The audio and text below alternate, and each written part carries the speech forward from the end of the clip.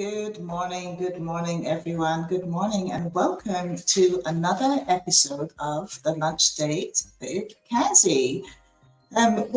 This will be episode 21. Again, I can't believe, I started this at the beginning of the year, and here we are, 21 episodes in, but still going strong, still going strong. I'm going to go to about 26 episodes and take a pause, and that will be exactly half a year. So that's how we're going to do season one.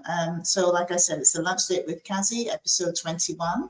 If you're celebrating your birthday today, I want to say happy birthday to everyone out there. I know we are in Cancer season.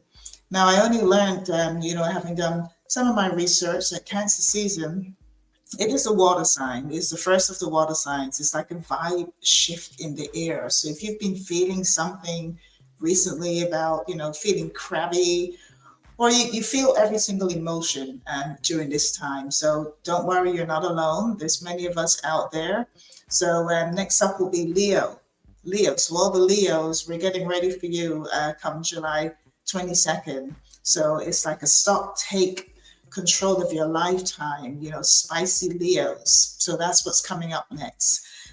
Today I have a very, very special guest, and I'm very excited. I'm so appreciative of the time that my guest has taken to spend this time with me, and I will be very conscious of the time and not to take up too much of his time, because I know he's a very, very busy man.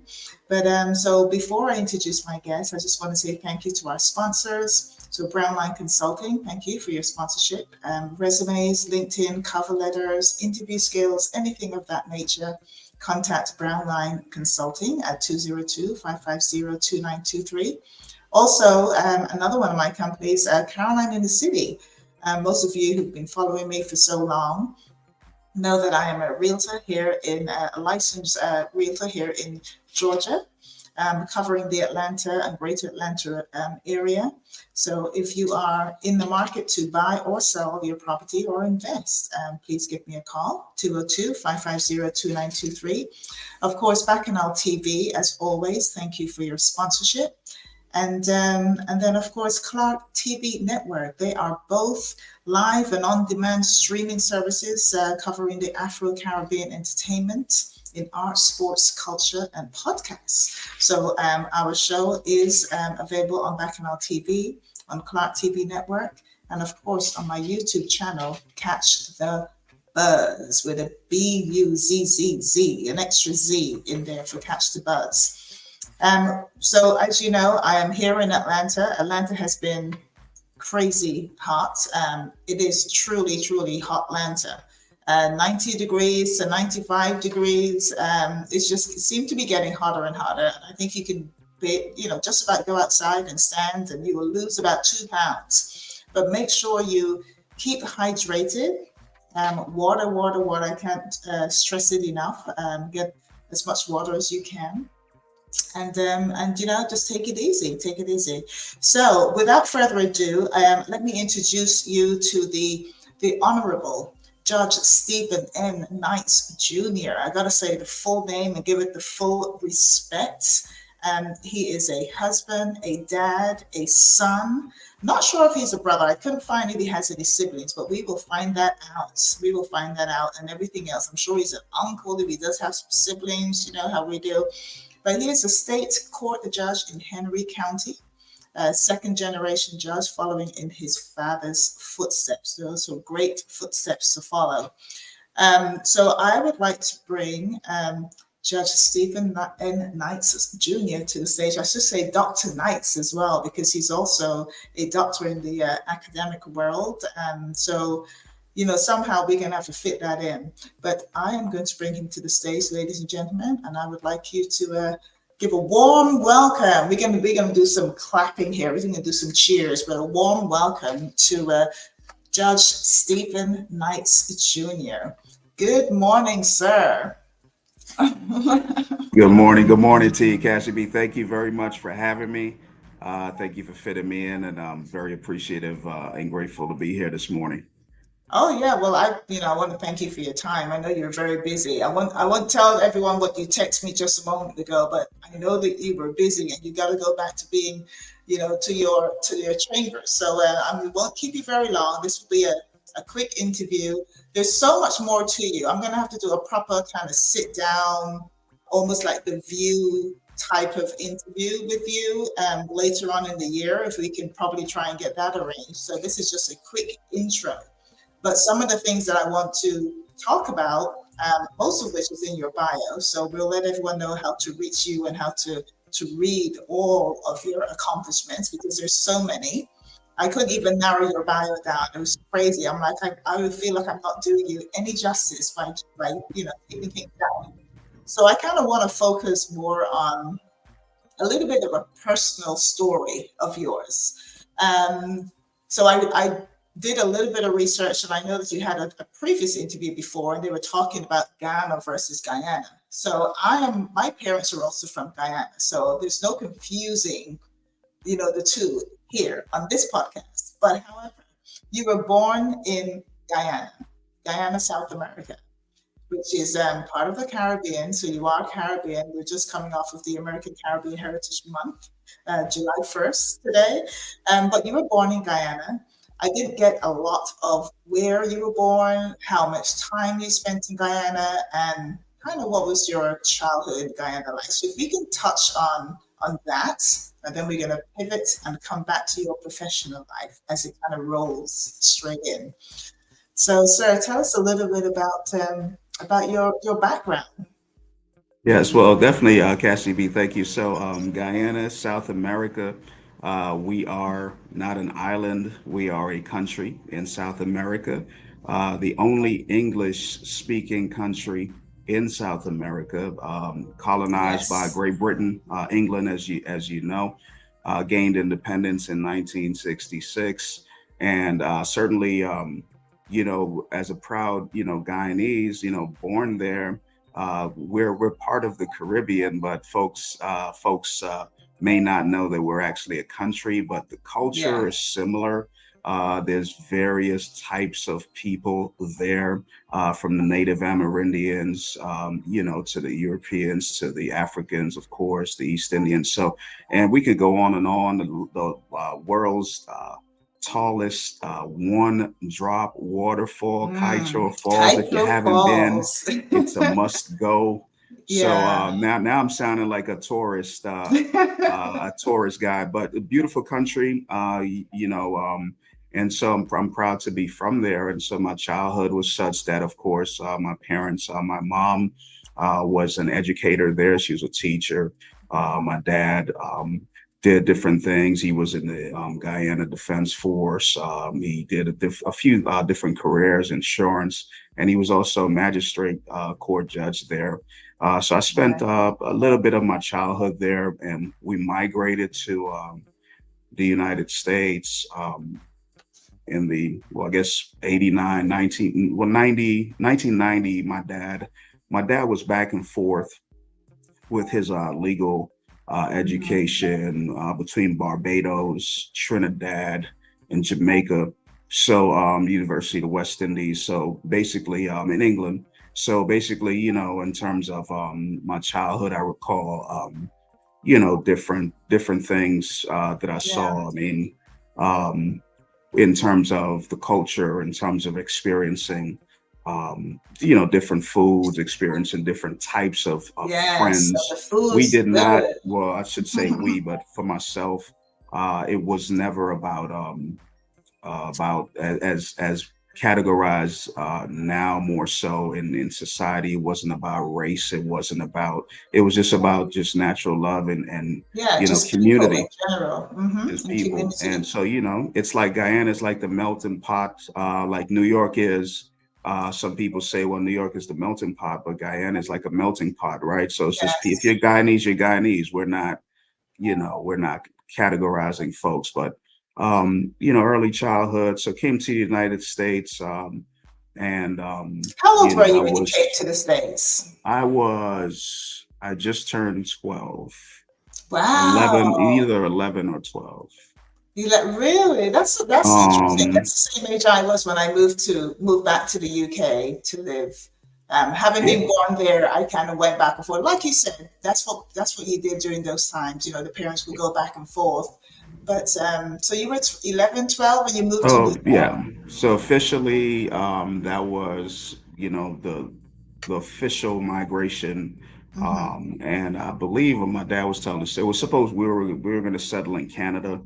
But there was an issue with, learning French and being acquainted with that. And so New York was ultimately the last landing stop as far as living.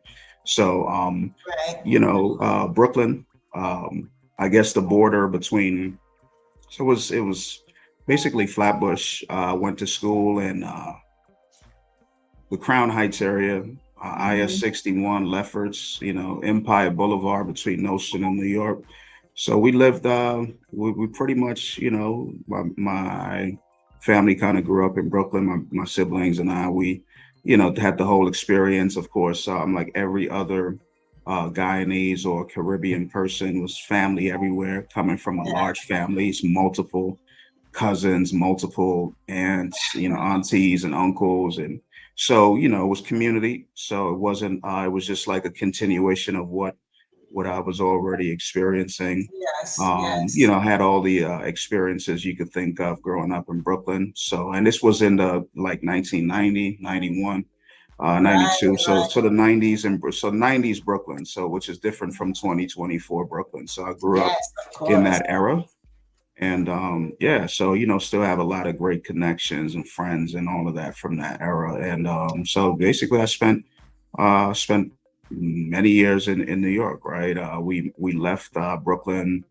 I should say my parents bought a house in Queens, so it was like '96. Hmm. I believe we went to Queens, but still, I went to, junior high school, John Jay High School in Brooklyn. Then I went to John Jay Yes. College of Criminal Justice.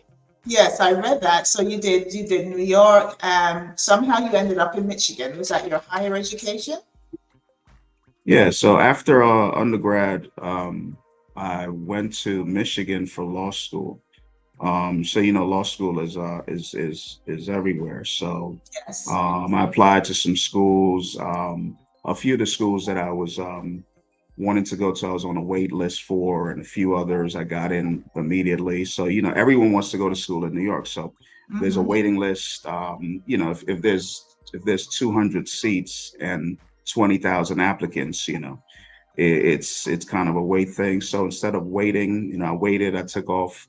But instead of waiting, I went away to Michigan, probably one of the better decisions in life, because I don't believe I would be where I am Hmm. without separating myself from that New York lifestyle, in terms Yes. of, Yeah. when you grow up in New York. I mean, you kind of have that kind of fast pace, Like you want ambitious. everything now. It's like Yeah, everything's got to be yeah. now, here and now. Well, and it's more so, just a work ethic, right? I already Mhm. had that work ethic, already had the drive. As far as school goes, I think I mentioned this before, in terms of, folks, ask, well, how did I get to where I am at such a young age? Well, Yeah. when I went, I skipped a grade in junior high school. Then I was 13 when I graduated. And then I took, basically like evening, like night classes and summer classes in high school. So I was done with high school at You were 16. done. Yeah. Then I was, kind of took a semester off, because by the time I graduated, just kind of waited, because the schools I was applying was quite a few schools. And then John Jay was the one I wanted to go to. So I started John Jay and then finished John Jay in 3 years, Wow. and so I was basically like 20, you You were know, ready. You and I were was like done with way ahead of school. your time. Yeah, and I took a year off, between getting into law school, defer my acceptance for a year, worked at a few places. I was working at Northside Center for Child Development in Spanish Harlem, uptown. Yeah. And I was then I worked at during undergrad I was working there. Then when I graduated, during law school or during I should say John Jay, I did the auxiliary policing with the NYPD. And most people don't know what that is. So that's really you're a police officer, but the only thing shy is the firearm. Because it's like it's there's not such a thing here in Georgia, but still getting credit for school. I was still policing, so a lot of different experiences. And then Yeah. when I was off for about a year, when I deferred for a year, I worked at the Administration for Children's Services, and so that's like DFACS is here in Georgia. So child Right. protective specialist, did investigations of abuse and neglect, remove children who needed to be removed, put them in foster care, which could be the other parent, which could be a family member, or which could be just, approved Right. foster parents, did court ordered investigations, went to court, made statements on what my findings were so the judge could decide if this person should be reunified with their child or what hoops they should go through. Yeah. So, I was embedded in the legal profession for a long time. And during that time, Right. of course, my dad ultimately was no longer on the bench, but opened a law practice. And so, kind of seeing my dad, always, I always had an interest, from like 5 years old in the legal profession, seeing my dad, seeing, the family, my dad was the biggest influence. And so, so here we are. I mean, I'm passionate about the law. Yeah. Always have been I from a read young that in age. your bio for Yeah, this is what I do. the This is what span I do. of yeah, the different it's like you pivot. You have so many under your umbrella. I read about drug prosecutors and child protective services, and at one stage you're doing a lot of research, and just like you kind of touched on every area of criminal law is another big one that I read through your bio. And at one stage, you worked with your wife. Your wife had opened a law group as well, and at one stage, you worked with your wife. So Yeah. tell us about the family. Is that a family law group? Yeah. So, I'm no stranger to hard work. I mean, let's start with that. So I have a daughter, my daughter Kayla, who actually just turned 24 yesterday. So I had my daughter, and I was able to, kind of be a father for a long time, Yeah, 24 years. So, my wife, Keisha, when we had our first son, she was working at a medium-sized firm. And, the legal profession is demanding. It's time consuming. And if you want to be great at it, you will put the time in. And so, yes, yeah, a lot of friends, they go to, a lot of friends I know from law school, they went to these big firms. And the detriment is they lost everything. They lost the sense of who they were. They lost their friends. They lost their family. They lost just the things that matter at the end of the day. Money and all of that may matter, or a person might think that, but I knew that from a young age. I knew I wasn't going to, go to a large firm, right, because then I would just be that person that the large firm makes you. But I'll yeah, leave that commentary for those to do their own research. I mean, it's not for me. It was never for me. But right. I always wanted to. How do you want to be able to shine? And you have to shine so that people have to see you to be able to shine. Well, I mean, people shine at big firms all the time, but I just knew personally wasn't for me. I wanted to do the criminal law part, and part of that I knew that the route would either be a public defender or a prosecutor. And so I was a public defender in Washtenaw County, the public defender's office, while I was in law school in Michigan under the Third Year Practice Act. So I knew what that was, but I knew I could learn a lot more as a prosecutor, and so I did that. Yeah, Um, and so ultimately, I knew I wanted to be on the defense side, um, and I gained all the knowledge I could gain, and about 7 years or so in.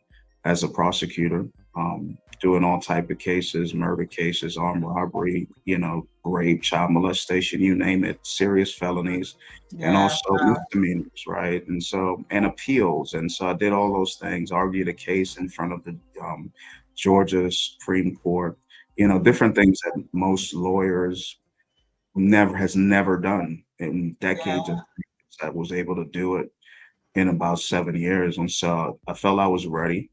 And I had interviewed with the chief magistrate court judge a year prior in 2011. Hmm. And I didn't hear back, didn't think twice about it. And I left in 2011, December, the district attorney's office, and I went and joined the Knights Law Group. And so the reason that my wife Keisha opened the Knights Law Group is because, as I mentioned, when um, we were having our first child, Eli, our oldest son, um, she knew that she would need time, right? As a parent, you can't just take off work every day, or they give Yeah. you the standard time off for maternity leave, and I'm taking paternity leave, and then Hmm. you gotta go back to work, and then who's gonna take care of the child? Do you take the child to a daycare? Do you get an in-home sitter? Do you get a nanny? So these are the dynamics that had to be considered, and the best way to do that was to be your own boss, create your own time. So it made the Exactly. most sense. If you're the boss, you don't have to ask for time off. Right. Right. So, and Keisha has never been interested in criminal law. Her areas are, or were at the time, personal injury, family law, and immigration. So I came in as the criminal defense attorney and Yeah. doing appeal work and any litigation and doing Yeah. some personal injury. So Perfect. it Perfect just made combination. sense. It It just made made sense. sense. Yeah. And Yeah. then I we love could it. still be available for our children or our child Right. at the Right. time. And then, so, that was the reasoning behind that. And then, I got a call um, about 6 months in when I transitioned to the defense side with the Knights Law Group. And it was the chief magistrate judge and saying, "Hey, remember that interview you had a year ago? I'd like to, make you a magistrate court judge."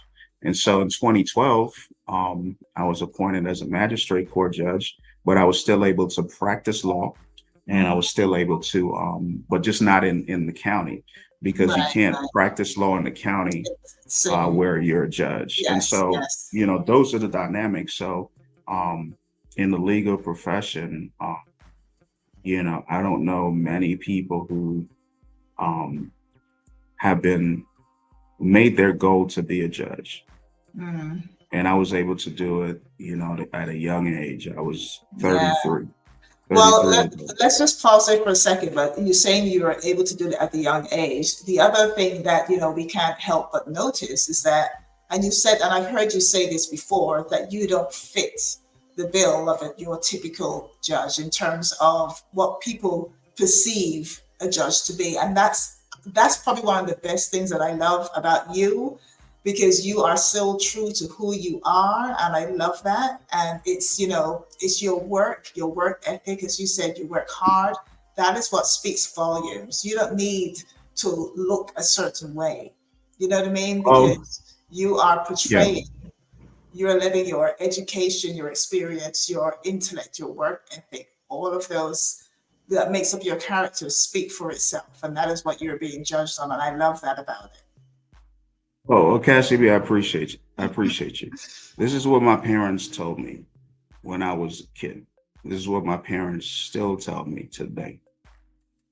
You got to be yourself. it. Be Always. yourself. Basically, and I know there is only one you, and you can only be you. Now, Exactly. you may have heard me say in the context, and this again, these are other folks saying this to me. This is not how I feel about myself.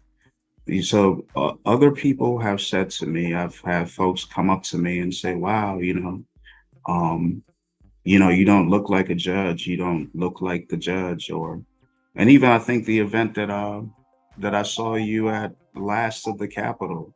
Yes. I think it was Jackie, Watson, shout out to Jackie, who's always been a huge support and help.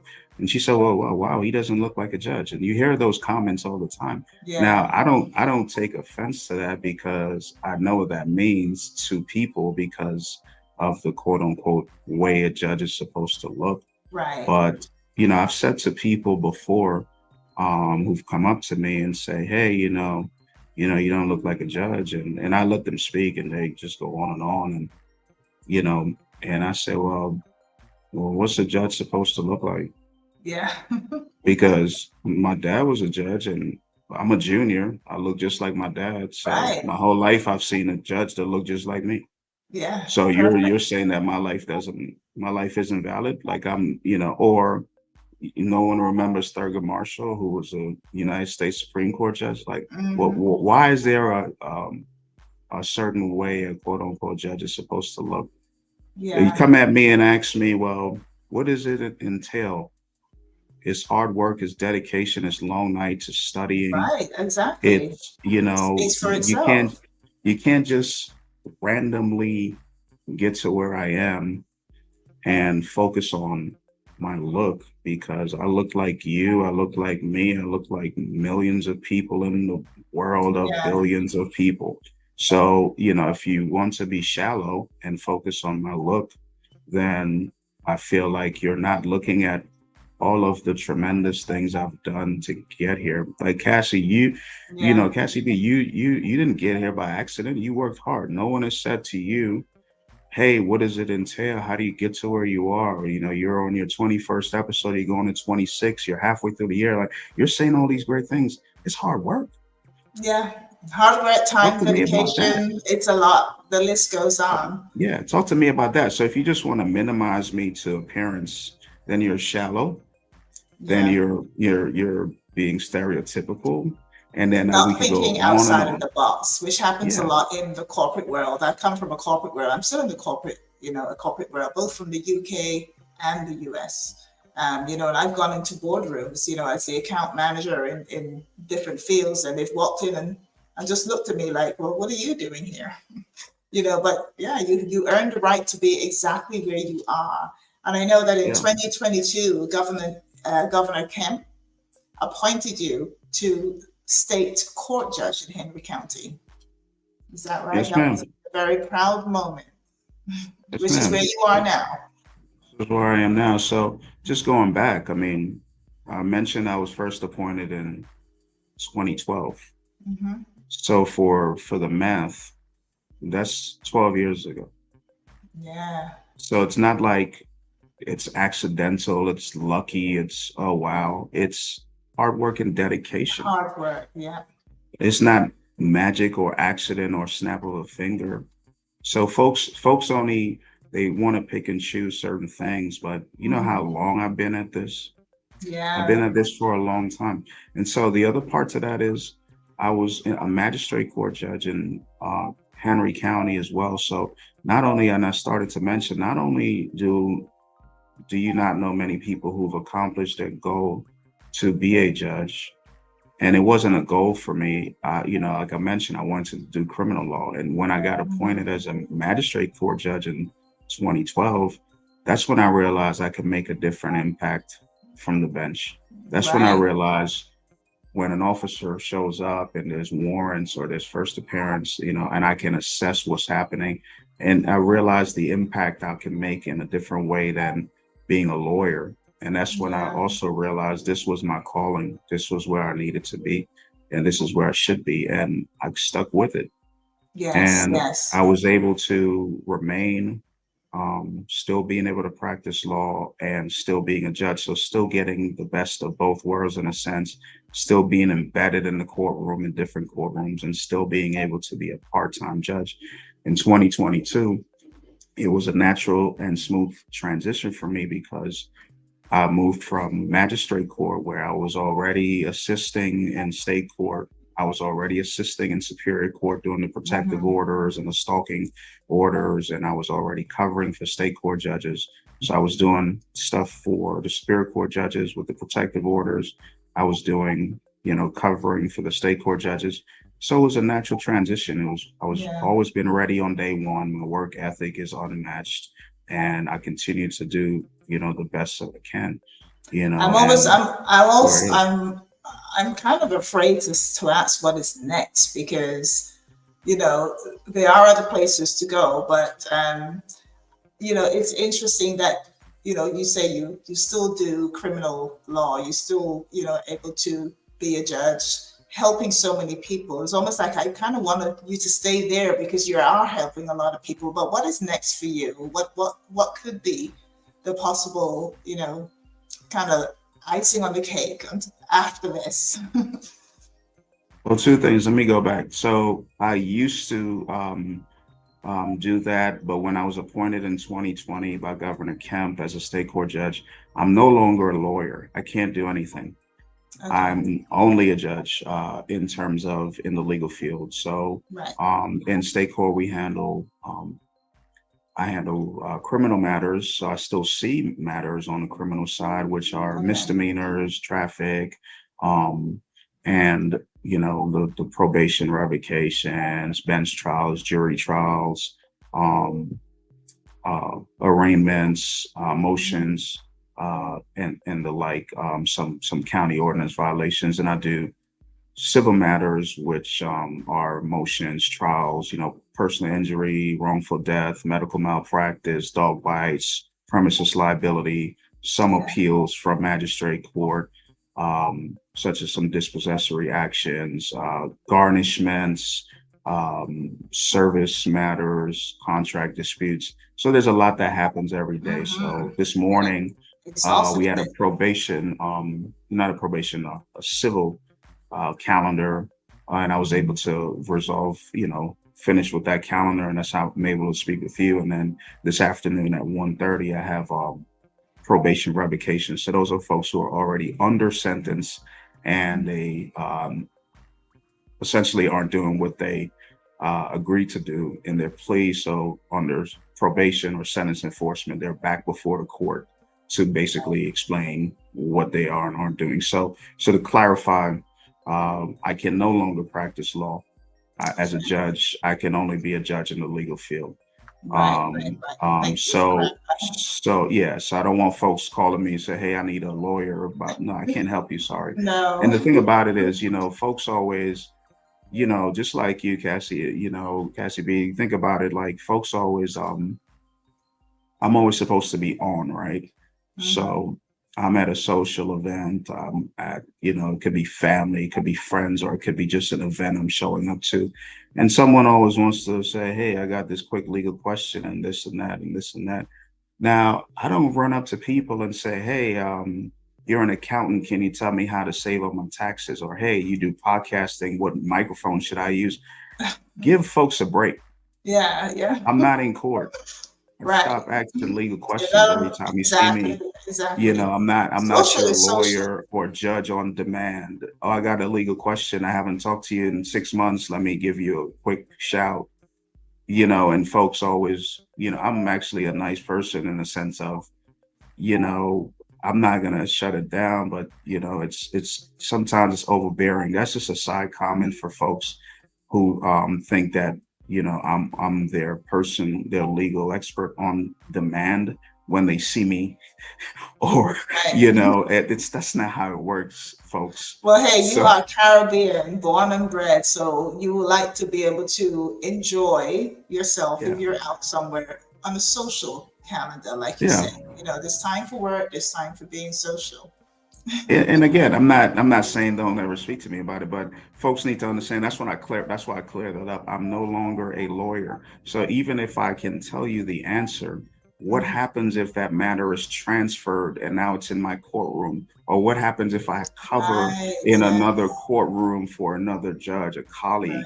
and that same matter not comes before me? So I'm being placed in an unfair Yes, predicament, yes. being asked legal questions without knowing if and when that matter may come before me, and I can't violate certain judicial canons. So Right, there's a lot of rules I have to follow that lawyers don't. Lawyers don't have to follow the same judicial canons as judges. And so folks may not understand, and they may just think Well, he knows the answer. Well, just because I know the answer doesn't mean that I can tell you the answer, because at the end of the day, as I mentioned, it's hard work to get where I am, and it's hard work Yeah. to maintain where I am.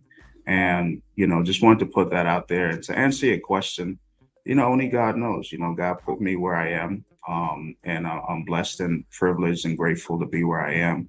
So I'm not going to, there's been times where I think I knew what was going to happen and where what was next for me.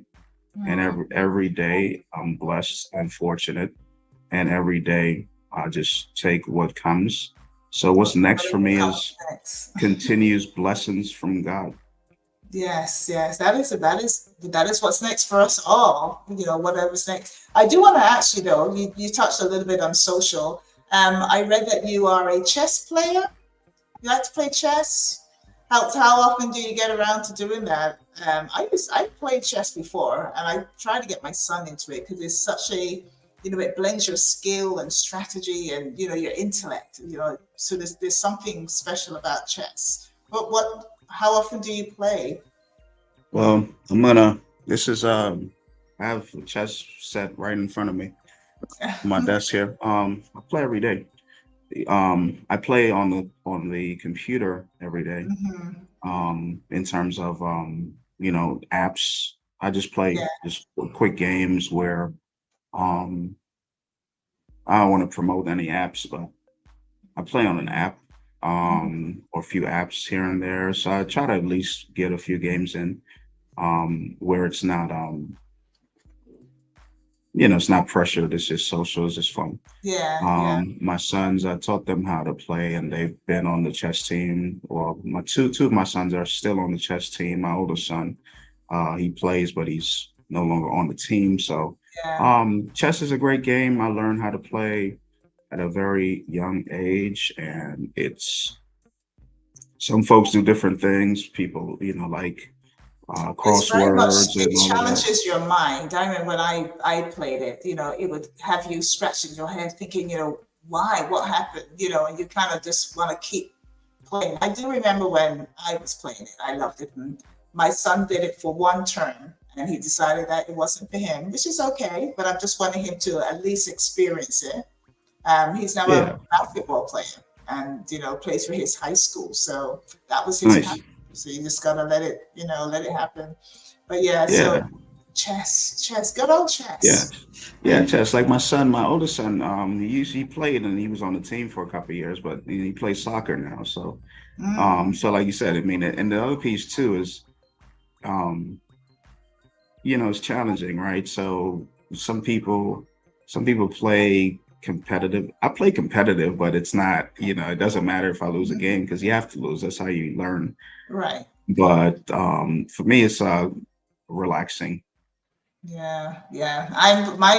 What I'm into now are word games. I love a good word Oh, game. word Love to games are do good word too. games. I play that all the time. Word games. I do it at night. First thing when you wake up in the morning, you're like eager to put another word in. Scrabble was one of the things that we played throughout our childhood. Scrabble in every way on the computer. The board game. Scrabble was a big, big thing in our house, and Monopoly, of course. Anything to do Oh with yeah, thinking, and I think everybody played Monopoly.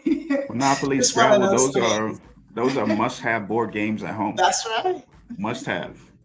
Yes, absolutely. Well, I have taken up a little bit more of your time, and I don't want to. I just want to be conscious of that. So, where can we find you, Judge Nice, and what is your website? So yes, everything is so easy. It's judgenights.com. JudgeNice.com. The Nights with an S. So, Judgenights.com. JudgeNice.com. And all the social media is all the same at Judge Nights, Instagram, Facebook, Twitter, TikTok, at Judge Nights, KNIGHTS. I'm gonna have to check out your TikTok. Do you do any of those videos? Do any dancing or anything like that on Yeah, I TikTok? mean, I can't do all of that. I mean, I guess I can, but I'm I haven't. I surprised you said mean, TikTok. When I hear TikTok, I'm thinking that's what they dancing. told me. They told me I need to be all over social media. So Yeah. Um, so, just so folks know that I'm a real person and the community understands, hey, this is what it is, and I wanna I know that you said the time had ran over.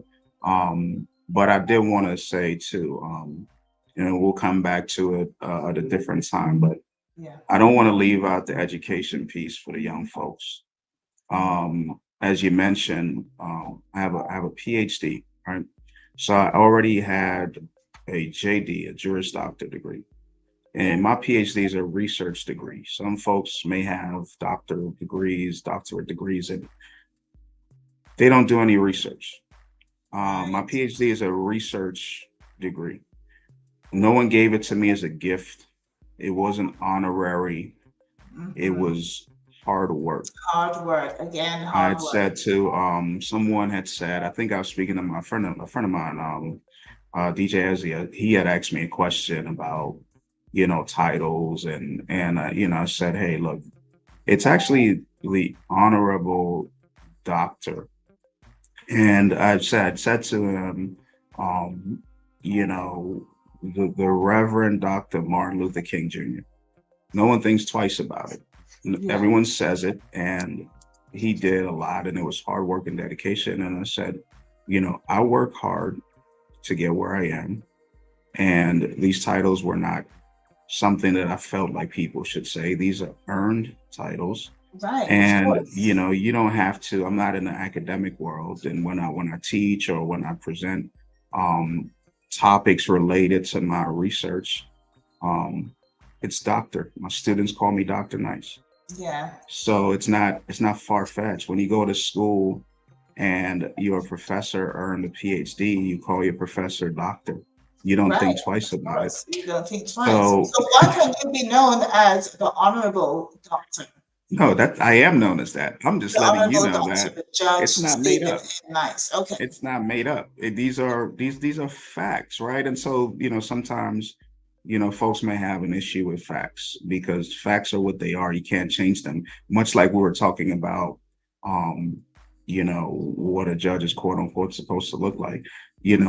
Not everything is cookie cutter. Not everything is one dimensional or two dimensional or three dimensional. There's even 4D now. So, Yeah. when you think about my life is not defined by what someone thinks about me, and that goes back to your earlier question. It's defined by what I think about myself. Right. It's self-esteem, not Yes. what you think about me esteem. Right. Exactly. So what I think about myself is what I portray and what I do. Now you have a few choices. You can like it, you cannot like it, you can adapt to it, you cannot adapt to it. None of those things have anything to do with me.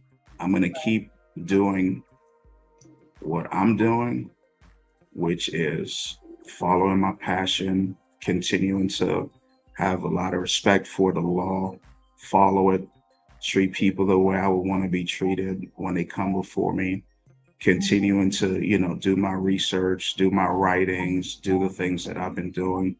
And I just want your listeners to know I'm here. There's someone who has been dedicated to changing the world for a long time, not since 2022, but for my entire Yeah. life. I Yes. mean, I challenge folks to go look at what I've done. I mean, this is not yesterday or last week or last year. No, this is a long, I mean, I read your bio. Like I said, I couldn't even, decide how to trim it down. You can't trim it down because it tells a story and it flows. You have to start, whenever I send my bio, they say, well, can you send a short version? It's like, well, it's so hard to send a short version because you Yeah. don't want to not to include things that you have done in your life. So we will urge everyone to go to your website and absolutely see the facts because it's there. It's written in black and white. It's not even just my website. Just do your research. There's so many Yeah. things that that I've done. I've talked to folks at certain events, and they say the same thing. It's like, well, can you shorten the bio? Because there's other folks, on the panel or that are coming that they may not have as done as much. Well, okay, then that's not for me to decide. So, like you're saying, um, there's so much I did the Innocence Project. right? I've been a public defender, while in law school. I've done so much where, the dedication that I've had to research, to the law, to writing, it's not encapsulated by what folks may see something and think they know me or think they know, but you don't know how hard I've worked, and don't undermine my hard work Mm, by just a few things that you think because for the young folks, hard work and dedication is really what it's about. It's okay to be a quote unquote nerd. It's okay yeah, to stay and study. It's okay to get A's. It's okay to be recognized and, for, the Beta Club or for Honor Society. yeah, These are things where, I was never afraid to do the work and be smart. And even, I have a family member, cousin of mine who tells me, I would say, hey, come to summer school with me and I'll be done before noon. mm, I'll take two morning classes in the yeah, summer for about 5 weeks. And by the time I get back, home, the whole block is still asleep. All my friends yeah. and cousins, they're still asleep. So I get a chance Everyone's to right, do my right. work Mm-hmm. and still hang out. Exactly, because there's only So 24 hours in a day. If you sleep, for half of them, but then your day is now cut short. So, letting people, recognize that being smart is trending. Being smart being is smart cool. has always been the trend. It's not trending now. Being Yeah, smart is always going to be in style, in fashion, yeah, and for the young people in particular, I put it out there because folks will say, well, I don't know if I can do it. I don't know if I can go to school because of the cost, or I don't know if I'll be able to keep up, or you know, it's just excuses. mm-hmm. Yeah, It's just the amount of time you spend on trying to find out how you can't do it, and you spend that same time, you probably figure out two times more of how you can do it. right, exactly. No, being smart is definitely trending, and it's trendy, I should say. One of the things that I always say for the young people today that we didn't have as we were growing up is social media. Social media could either be your best friend because you can get encouraged, and social media can work in the opposite way as well for being discouraged. When you have people who say, "Yes, I did this and it worked for me," doesn't always work. It's not a one size fits all. So young people do have the challenges of social media, but you've got to be really smart about it, and how you use it and to use it to your advantage. So yeah, I'm raising a young boy, so trust me, I know. 2 o'clock, Oh 3 o'clock, he's kind of trying to roll out of bed. I let him do that maybe one day when he's out of school, one day a week. yeah, I'm so happy that he's on a basketball team. He's playing for the school. He's playing at the highest level, the JV. He's now going into JV, and he has a lot of things that he has to do. The grades have to be up as well as the practices. Get there on time, 5 o'clock in the morning at the gym training. That's like a blessing for me. wow, So yeah, you really, you've got to have that dedication for these young guys today. oh And yeah, no, definitely, definitely, and I understand the situation. I have three sons, and it's not easy, and it three starts young with kings, discipline. kings and knights. Look at That's it. It that. starts with discipline. It's like you said. Yeah. The reality of it is like we didn't have social media, as you said, Mm-hmm. and I know when I've interviewed folks for certain positions, one of the interview questions is, "What is your social media?" Yeah. And we'll review the social media because it's not a real world, right? Social media is not a real world. It's a way to update folks, and sometimes it could be an imaginary world that people think is real. And Mm-hmm. so, I can say the way that I use social media is just, just to kind of update folks on what I'm doing and what's happening. And but Right. some people may use it for different reasons, whether it's income, whether it's this is what I'm doing, in a either real or not real way. But I don't Yeah. take it seriously. I mean, but the It's a young public folks may billboard. not. That's how I describe it to, my son. I said it's a public billboard. It's something that if you put it out there, it's not just imagine it being on a billboard. And if you're okay with that, but then put it on there. So, Exactly. but if you're not okay, well, then think twice before you put something on. But yeah, but they do need.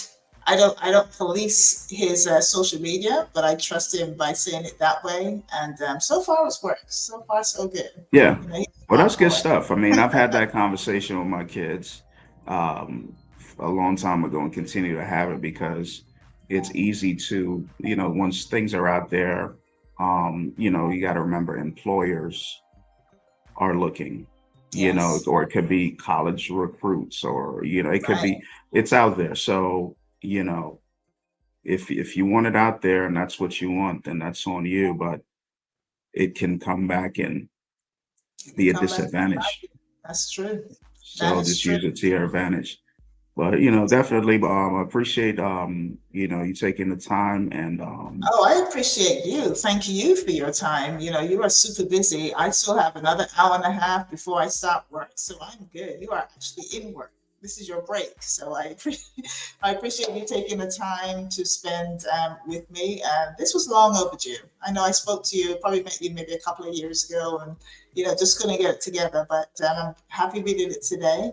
And as I said, probably later in the year we'll do a proper sit down and maybe have a panel, and an audience, and have questions, Q&A, something like that. All right. Well, thank you very, very much, the Honorable Dr. Judge. I'm going to put it all in there. Stephen N. Knight. Thank you so much for your time today.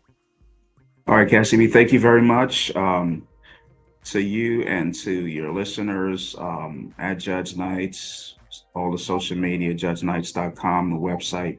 And just for everyone out there, just stay encouraged. Yeah. Remember to be thankful for what you have.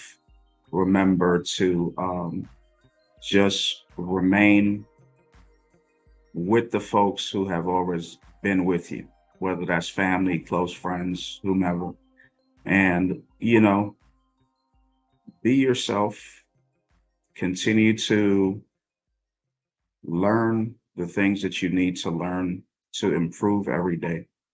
And I want to thank y'all for just taking the time out to listen to me. And Cassie B, thank you for the invitation. And we'll definitely make it happen a little Yeah. bit later, another time. And there's a few things that I did want to get to you with about what I'm doing. So I appreciate you, and we'll make it happen again soon, Oh, another yes, time. absolutely. Absolutely. Stay in touch. Don't be a stranger.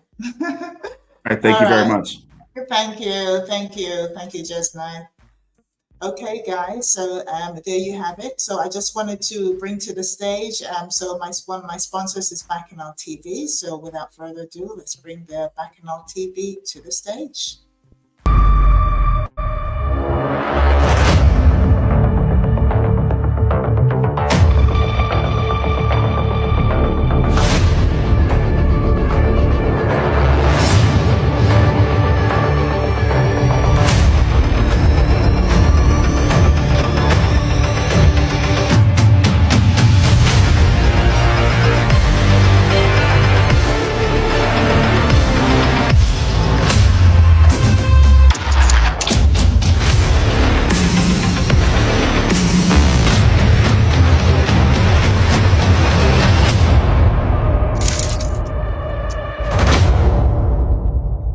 So there you have it. There you have it. So Bacchanal TV is one of our sponsors. They're a live and on-demand streaming service dedicated to the Afro-Caribbean entertainment, arts, sports, culture, and podcasts. Also, Clark TV Network. Don't forget, Clark TV Network is also a streaming network, cutting edge, over the top media. And if you would like to promote any of your shows or get in contact with Clark TV Network. Also, on Saturday, July the 8th, we have the Caribbean Comedy Series I interviewed Marcus B about 3 weeks ago now, and that is coming up this coming Saturday. So tickets in advance are $50. The Caribbean Comedy Series that is happening on Saturday, July the 6th. DJ Def One on the ones and twos. For more information, please contact marcusb.eventbrite.com. For tickets, telephone number 310-922-4005 or 678-820-8425. So that is what's coming up. Also, we have on July 20th, the Retro Connection. Remember when? Oh, this is going to be a good one. So back in the day, Dress to Impress, we've got DJ Corey. This is happening on Saturday, July the 20th, 9 p.m. until whenever. Over at 1510 Rogers Lake Road in Lithonia. That's the Retro Connection. Remember when? So it's your old school reggae, soca, R&B, late 70s to 90s. Okay, that's going to be good. That is going to be one event that you have to go. If you're only going to one event in July, make sure it is the Retro. I will be there, so I will see you there. Okay, next up we have, let's see what's happening next. All right, here's another event that I want to tell you all about. Labor Day weekend 2024, Friday, August the 30th. So this is the Labor Day weekend. This is a Friday night. Back by popular demand, Soca Fest. I believe this is the first time it's coming back since the pandemic. So Soca Fest is back at the Brooklyn Museum, 200 Eastern Parkway in Brooklyn. Tickets are available now online for a limited time. General admission is $75. VIP is $150.